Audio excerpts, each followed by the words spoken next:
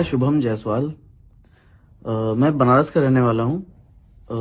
आज काफ़ी दिनों से, लगभग एक महीने से मेरे बारे में news channel, social networking sites और बड़े बड़े नेताओं के प्रेस कॉन्फ्रेंस में मेरे बारे में बोला जा रहा है कि मैंने जहरीली सिरप बेची है, जहरीली दवाओं का मैं क्रय विक्रय किया हूँ। मेरे द्वारा बेची गई दवाओं से बच्चों की मौत हुई है, मासूम बच्चों की मौत हुई है और भी काफी तरीके की बातें फैलाई जा रही हैं।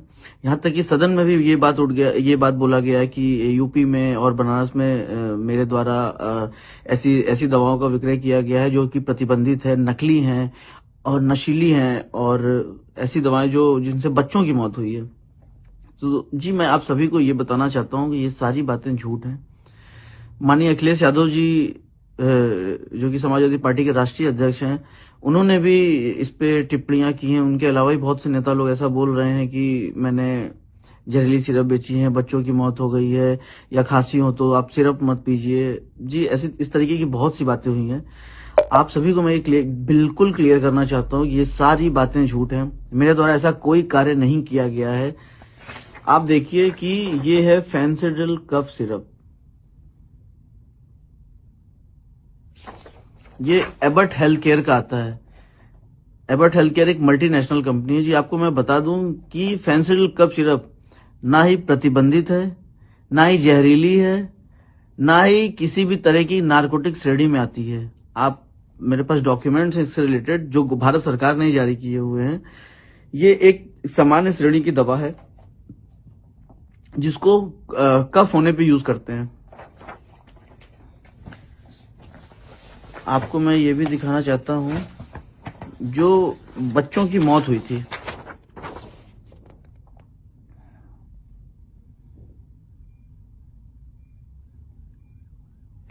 ये श्रीसन फार्मा द्वारा मैन्युफैक्चरिंग की गई थी। छोटे बच्चों की दवा है, पीडियाट्रिक दवा बोलते हैं, कोल्ड ड्रिप सिरप। ये इन दवाओं को पी के बच्चों की मौत हुई थी। इसमें उतना डिटेल मुझे नहीं पता है, बट वो दवा और फेंसिडिल और ये कोल्ड ड्रिप दोनों डिफरेंट दवाएं हैं। इन दवाओं से, मतलब फेंसिडिल से किसी बच्चों की मौत नहीं होती क्योंकि वो बच्चों के लिए सिरप है ही नहीं है, वो अडल्ट्स के लिए है और बच्चों की सिरप अलग आती है जो कि ये है जिससे बच्चे पी के मरे थे। तो माननीय अखिलेश यादव जी, माननीय नेता, मैं आप सभी को ये बताना चाहता हूं कि कृपा करके इस तरीके की राजनीति ना करें और ना ही लोगों को आप भ्रम में डालें कि यूपी में या बनारस में ऐसी सिरप बेची गई जिनसे बच्चों की मौत हो गई थी। जी, आपको मैं बता दूं कि फेंसिडिल कफ सिरप की जो मैन्युफैक्चरिंग होती है, मैं आपको पूरा डिटेल बताना चाहता हूं कि इसको भंडारण, आपको तो पहले बताऊं किसी तरीके का ऐसा गवर्नमेंट का कोई रूल नहीं है कि इसकी कोई लिमिट है, इसको भंडारण करने की लिमिट है या इसको क्रय विक्रय करने की लिमिट है। इसकी बेचने की विधि, हमने काम करने से पहले ड्रग डिपार्टमेंट में RTI डाला था, जिससे हमें रिप्लाई आया था। इसको बेचने का तरीका उन्होंने ये बताया था कि लाइसेंस धारियों को माल बेचना है, और उनका सारा भुगतान जो है, जो उससे रिलेटेड पेमेंट है, वो सिर्फ बैंक से ही करना है। ये हमें उन्होंने डिटेल दिया था। मेरे द्वारा जो भी क्रय विक्रय किए गए सब ड्रग एक्ट को फॉलो करते हुए किए गए। किसी भी तरीके ड्रग एक्ट का वायलेशन हमने नहीं किया है।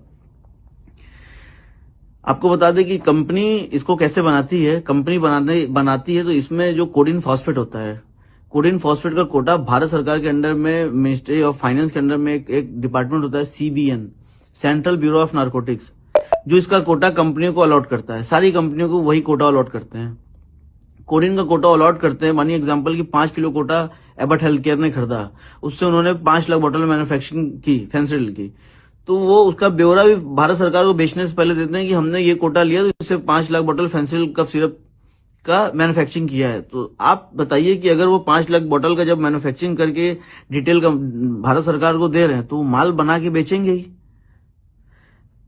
माल फिर वो बिल करते हैं हमारे जैसे डिस्ट्रीब्यूटर्स को। आपको बता दें कि इंडिया में इकलौते हम अकेले डिस्ट्रीब्यूटर नहीं थे, अकेले हम बेचने वाले नहीं थे।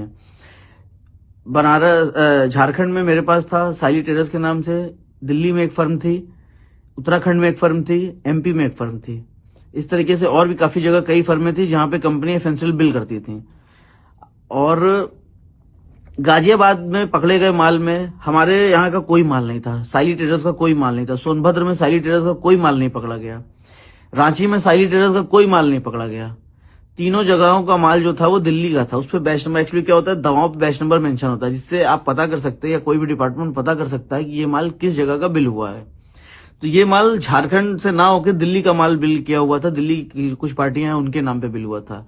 लेकिन मैं ये नहीं समझ पा रहा हूं कि जो भी कार्रवाई की जा रही है सिर्फ और सिर्फ मेरे ऊपर की जा रही है, जबकि मेरे द्वारा इस तरीके कोई कार्य, ये जो डॉक्यूमेंट्स अभी जो आप देख रहे हैं ये मेरे द्वारा ही गवर्नमेंट को दिया गया था। जब मेरे यहाँ पे एक्चुअली फेंसिल कफ सिरप का प्रोडक्शन कंपनी बंद कर दी है, रीजन कि इसी तरीके डिपार्टमेंटल हेडक होते थे तो कंपनी ये बंद कर दी है, कंपनी ने बनाना बंद कर दिया। हमारे पास भी जो भी स्टॉक पड़े हुए थे हमने उसको लास्ट टाइम जुलाई लास्ट में हमारे यहाँ से स्टॉक खत्म हो गया था, हमने सब माल बेच दिया था, सारी पार्टियों को, सारे लाइसेंस धारियों को बेचा था। किसी तरीके के अवैध व्यापार करने वालों को हमने माल नहीं बेचा है, जिसको भी दिया है सब दुकानदार थे, उनके लाइसेंस थे, उनके ड्रग लाइसेंस, उनके वैलिड ड्रग लाइसेंस उनके पास थे, उनके रूटीन जीएसटी सर्टिफिकेट थे उनके पास, उनके दुकान का जीपीएस फोटो हमारे पास था कि उनकी दुकानें हैं कि नहीं है, हमने जीपीएस फोटो।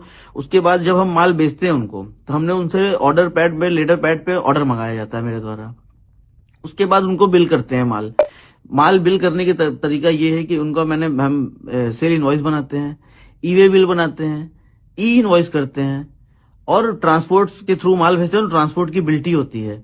जो ई-वे बिल बनता है, जिस गाड़ी से माल उस पार्टी को डिलीवर होता है उस गाड़ी का डिटेल उस ई-वे बिल पे मेंशन होता है, ताकि मतलब वो ओवरऑल सारा बिल कंप्लीट करके फिर हम माल उनके पास भेजते हैं। लोग बता रहे हैं कि माल मेरे द्वारा भेजा गया माल उनके पास नहीं पहुंचा है या वो सिर्फ कागजों पे फर्म है। आपको मैं बता दूं कि जो भी ई-वे बिल पे गाड़ियों का डिटेल है उससे टोल का डिटेल निकाल लिया जाए, चेक कर लिया जाए कि गाड़ियां वहां गई हैं कि नहीं, माल उनको डिलीवर हुआ है कि नहीं। हमारे पास माल डिलीवर होने के बाद हम बिल की रिसीविंग लेते हैं, बिल्टी की रिसीविंग लेते हैं। हमारे पास ऑल डॉक्यूमेंट्स हमने ड्रग डिपार्टमेंट्स के लिए मेंटेन करके रखा था, जो हमने अपने झारखंड ड्रग डिपार्टमेंट को दिया। झारखंड ड्रग डिपार्टमेंट द्वारा जहां जहां हमने माल भेजा वहां के ड्रग अथॉरिटी को ये शेयर किया गया। उसके बाद जहां जहां हमने माल बेचा था वहां वहां हमारे खिलाफ मुकदमा ड्रग डिपार्टमेंट द्वारा लिखवाया गया और एनडीपीएस मुकदमे लिखवाए गए, 420 में मुकदमे लिखवाए गए।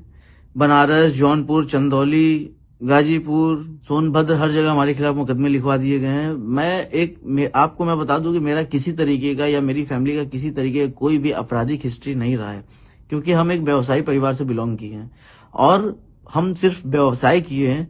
एक दवा व्यवसायी होने के नाते हमने फेंसिल जिस तरीके से बेचा उस तरीके से बाकी प्रोडक्ट्स भी हमने बेचे हैं। उसका डेटा कोई नहीं दे रहा। 100 करोड़ की बात की जा रही है, 100 करोड़ का माल खपा दिया गया, माल बेच दिया गया। जी हाँ, बिल्कुल हमने माल बेचा है, क्योंकि कंपनी बना रही है तो हम लेंगे। अगर हमको दोषी बनाया जा रहा है तो कंपनी दोषी क्यों नहीं है? जिस तरीके से कंपनी ने हमको माल दिया उस तरीके से हमने आगे पार्टियों को बेचा है और किसी को भी हमने माल बेच दिया, हम उनसे पेमेंट लेने के हकदार है ना, कि वो माल का क्या कर रहे हैं उसका डिटेल हम नहीं दे सकते हैं या हम नहीं ले सकते हैं उनसे। गाजियाबाद, सोनभद्र में भी मुकदमा हमारे खिलाफ लिखा दिया गया। गाजियाबाद में आपको बता दें कि गाजियाबाद में जो भी अभियुक्त पकड़ा गया माल के साथ, सौरभ त्यागी से मेरा कोई संबंध नहीं था, लेकिन ड्रग डिपार्टमेंट्स के कुछ अधिकारी जबरदस्ती मेरा नाम लिखवा दिए थे, क्योंकि वो मुझसे पैसे की डिमांड करते थे और मैंने पैसे देने से हमेशा मना किया, क्योंकि पैसे वो देते हैं जो गलत काम करते हैं। मेरे द्वारा किसी तरीके कोई गलत काम नहीं किया गया था। ड्रग डिपार्टमेंट्स के बड़े अधिकारी जो है उन्होंने जबरदस्ती मेरा नाम वहां फोन करके लिखवाया। बनारस में ड्रग डिपार्टमेंट के अधिकारी मेरा नाम जबरदस्ती फोन करके लिखवाया लखनऊ से।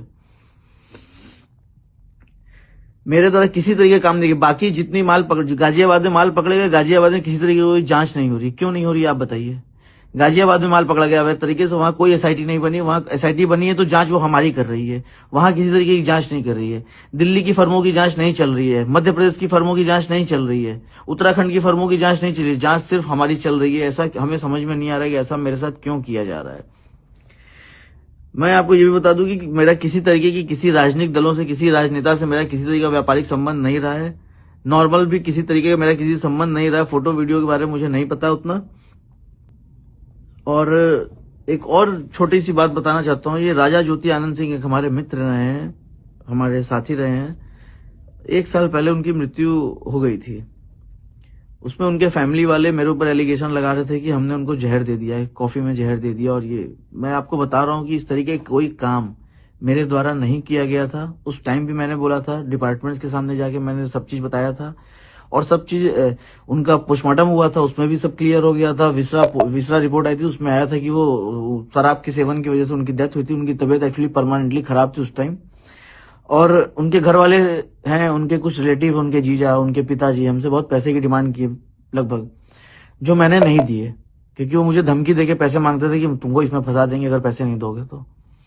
दोस्तों देखिए, लोग मेरे खिलाफ बहुत उल्टा सीधा बात कर रहे हैं। मैं किसी तरीके का कोई अवैध काम अपने द्वारा, मेरे द्वारा किया ही नहीं गया है।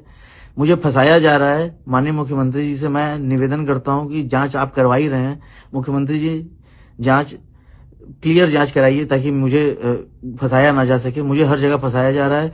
बाकी सारी पार्टियों को ये डिपार्टमेंट वाले बचा रहे हैं और सिर्फ मुझे फंसा रहे हैं। मैं आपसे निवेदन, माननीय अखिलेश यादव जी से मैं निवेदन करता हूं कि कृपा करके गलत बातें आप ना बोलें। आप बड़े हैं, आप गार्जियन हैं, आप सीनियर हैं, और ये जो है कि एमपी और ये दोनों अलग हैं। मैं निवेदन करता हूं कि सदन में गलत बातें ना फैलाएं, और किसी तरीके की मैंने ऐसा कोई कार्य नहीं किया जो अवैध हो। मैंने डिटेल, अगर इस पे नारकोटिक्स प्रोडक्ट की होता और एनारक्स होता तो मैं इसका क्रय विक्रय कभी जिंदगी में नहीं करता। मुझे बहुत परेशानी हो रही है, मैं बहुत झेल रहा हूं, और मैं इसलिए हटा बढ़ा हूं क्योंकि देखिए मैं एक व्यवसायी हूं। मैं कभी पुलिस फौजदारी केस जेल मैंने नहीं देखा है, और पुलिस का नाम सुन के सबको डर लगता है। हम छोड़िए, मेरे साथ सारे व्यापारी परेशान हैं, सबको प्रताड़ित किया जा रहा है, सबको परेशान किया जा रहा है, मुकदमे उल्टे सीधे लिखे जा रहे हैं। ऐसा हमारे द्वारा कुछ नहीं किया गया, ना मेरे द्वारा ना मेरे व्यवसायियों के द्वारा। हमने एक नॉर्मल दवाओं की क्रय और विक्रय विधि पूर्वक की है, सारे कागजात के साथ की है, और किसी तरह की कोई सेल फर्में हमारे द्वारा नहीं बनाई गई हैं। जिन दुकानदारों को हमने माल बेचा है, जिस टाइम हम माल बेचते थे वो दुकान उस टाइम एग्जिस्ट करती थी। मेरे पास उसके एविडेंस है, मेरे पास उसके प्रूफ हैं। और मैं चाहता हूं, माननीय मुख्यमंत्री से मैं दोबारा निवेदन करना चाहता हूं कि कृपा करके इसकी स्पष्टीकरण, इसकी जांच आप करा रहे हैं, मुझे पता है, लेकिन कृपा करके इसमें आप इस तरीके की जांच ना कराएं जिसमें हम दोषी हों, क्योंकि हम दोषी नहीं है माननीय मुख्यमंत्री जी। और ये जो भी लोग ये आपको फैला रहे हैं या बोल रहे हैं, ऐसा कुछ भी नहीं है। आप इसकी जांच करा लीजिए, और हमारी मदद करिए। आपसे उम्मीद है, आप न्याय करते हैं हर जगह, और हम चाहते हैं कि आप हमारी मदद करिए मुख्यमंत्री जी।